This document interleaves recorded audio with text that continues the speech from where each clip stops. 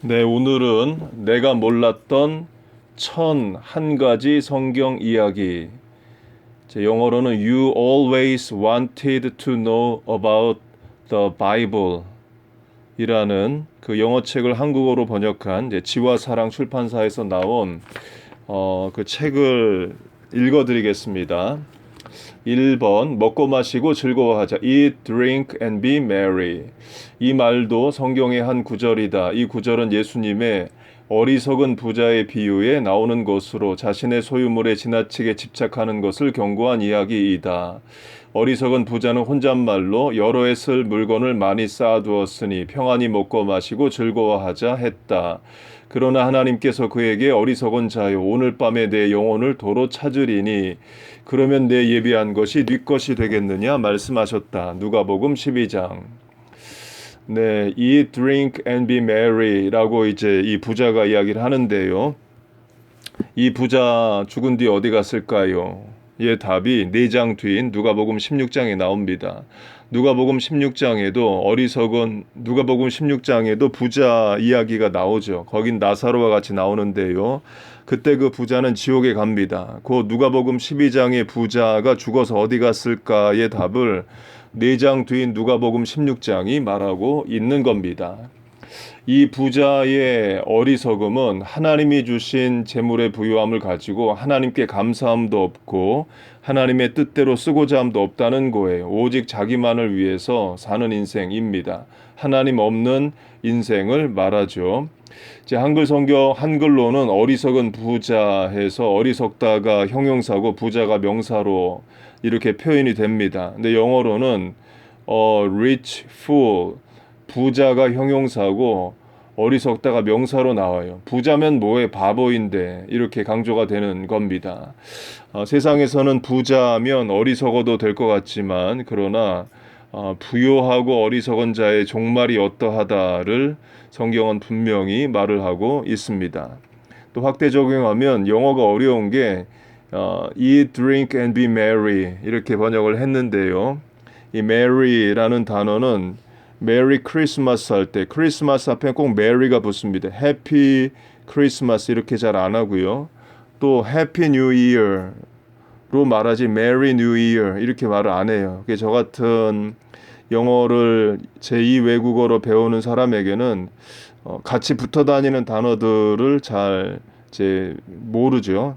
네, 그런 어려움이 또 미국 살다 보니까 있습니다.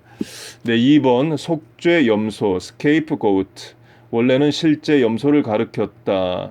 매년 속죄일이 되면 이스라엘의 대제사장은 염소의 손을 얹고 백성의 죄를 상징적으로 염소에게 전가시킨 후 숲으로 쫓아냈다.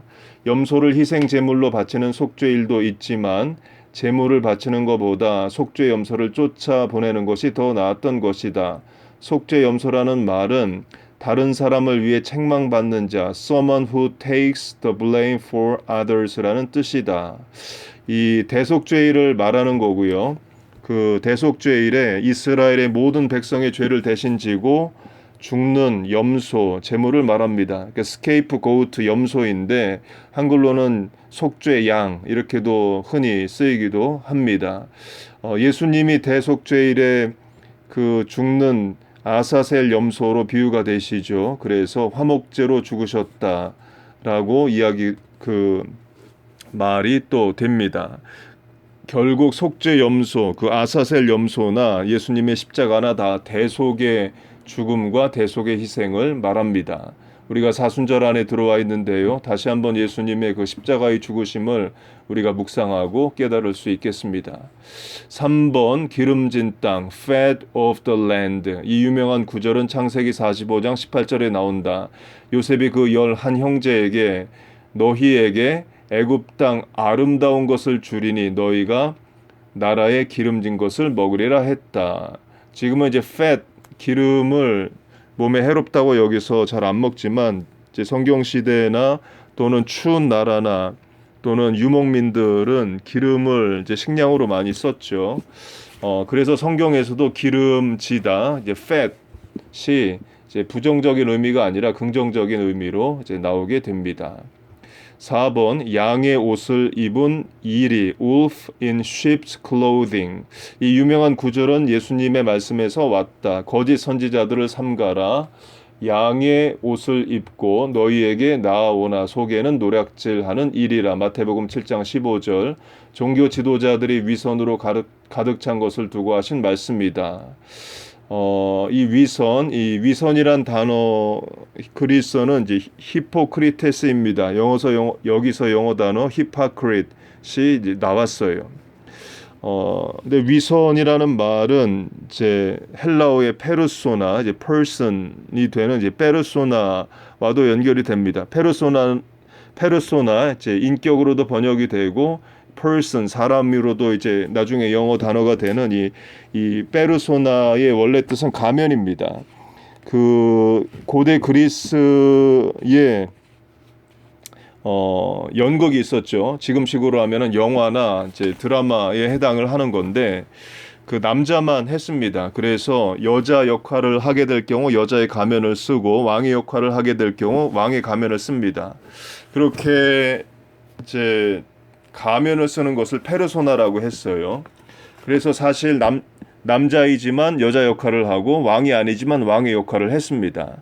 그게 이제 인격으로 발전이 되는데 바꿔 말하면 내가 좋은 가면을 계속 쓰면 좋은 사람이 됩니다. 이제 부정적인 의미의 가면은 또 위선이라는 뜻도 되기도 하죠. 그래서 좋은 사람이 되는 방법 중 하나는 좋은 말, 좋은 언행, 좋은 습관, 좋은 가면을 자꾸 쓰다 보면 좋은 사람이 돼요. 물론 이제 그 가면이 부정적인 의미로 위선이란 말도 있습니다. 고대 그리스인들이 연극을 했던 것, 그 고대 그리스 연극이 결국에 지금 말로 하면 드라마 영화인 건데요. 고대 그리스 연극의 유명한 것이 그 오이디푸스 이야기입니다. 오이디푸스 이야기를 철학적으로 해석을 하기도 하는데 그건 나중에 이제 심리학에서 그렇게 하는 거고 실제로 당시 그리스인들이 오이디푸스 연극을 볼 때는 그냥 우리가 영화나 드라마 보듯이 보는 거예요. 그런데 그 오이디푸스 이야기를 보면 주인공이 나중에 스스로 장님이 되기도 하고 또 아버지가 아들을 버리고 또 아들이 엄마랑 같이 결혼해서 살고 하는 등 지금 보면 거의 막장 드라마에 해당하는 내용이에요. 그러니까 그 옛날 그리스인들도 드라마 봤던 게 거의 막장 드라마 수준인 겁니다. 지금 한국, 미국의 드라마가 대부분 불륜이고 숨겨진 자식이고 이런 정상이 아닌 것들을 미화하고 잘생긴 배우들이 나와서 동성애자 역할을 하고 하면은 그게 되는 것처럼 보이는데 그렇지 않습니다. 종교 지도자들의 위선은 목사인 저에게도 해당이 되는 도전적인 말이고 경고의 말이고요. 또 교인들에게도 마찬가지입니다. 교회 올 때의 여러분의 모습과 직장과 학교에서의 여러분의 모습에 거리가 멀수록 그 위선자인 거죠. 저와 여러분 하나님과 세상과 거울 앞에서 동일한 신앙 정체성으로 바르게 신앙을 해야겠습니다. 네, 5번 it꺼풀 the skin of my teeth 이것은 뼈만 남았다 피골이 상접했다라는 뜻으로 욥기 19장 20절에서 나온 구절이다. 내 피부와 살이 뼈에 붙었고 남은 것은 겨우 it꺼풀 뿐이구나. 이빨에는 피부가 없죠. 거의 없다고 봐야죠. 없는 거죠. 그러니까 피골이 상접했다. 아무것도 안 남았다를 욥이 이렇게 말한 것이 이제 영어의 수거나 어떤 표현법처럼 돼서 쓰인다는 거예요. 욥이 당한 고난은 참 안타까운 고난이고 또 하나님이 허락하신 고난이기도 하죠. 지금 우리가 이 코로나 바이러스 사태도 분명 하나님이 허락하신 고난입니다. 고난 가운데 욥처럼 입술로 범죄하지 않고 믿음으로 반응해서 우리가 잘 이겨나가기를 바랍니다. 6번 눈에는 눈, eye for an eye. 그렇다. 눈에는 눈, 이에는 이라는 말이 실제로 성경에 있다. 사람이 만일 그 이웃을 상하였으면 그 행한 대로 그에게 행할 것이니 파상은 파상으로 눈은 눈으로 이는 이로 갚을지라. 남에게 손상을 입힌 대로 그에게 그렇게 할 것이며 레위기 24장 구약 성경의 이 법은 악의적이고 보복적으로 들린다. 신약 성경에 보면 예수님께서는 더 높은 윤리를 가르치셨다. 또 눈은 눈으로 이는 이로 갚으라 하셨다는 것을 너희가 들었으나 나는 너희에게 이르노니 악한 자를 대적지 말라. 누구든지 내 오른뺨을 치거든 왼뺨도 돌려대며. 기독교인의 윤리가 더 낫지 않은가? 기록으로 보면 구약 성경의 법은 정상을 상당히 참작한 것이다. 눈은 눈으로 이는 이로 제한한 것이다. 즉 치면 때리되 그 이상으로 갚지 말라는 것이다.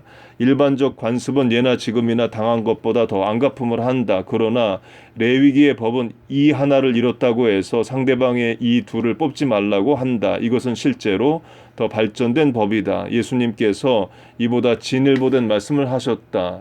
성경의 저자들은 오늘날의 상해 소송을 어떻게 이해할까? 이 저자가 말하는 대로 성경의 눈은 눈으로 이는 이로라는 말은 복수를 제한하라는 것을 말합니다. 사람의 본성은 누가 내 눈을 하나 상하게 하면 아예 생명을 거두려고 하죠. 그러나 눈에는 눈 하나로만 복수를 하라는 거예요. 이것은 복수를 조장하는 것이 아니라 복수를 이제 멈추게 하려는 뜻인 겁니다. 그리고 예수님 말씀에 내 오른뺨을 친다에도 의미가 있는데요.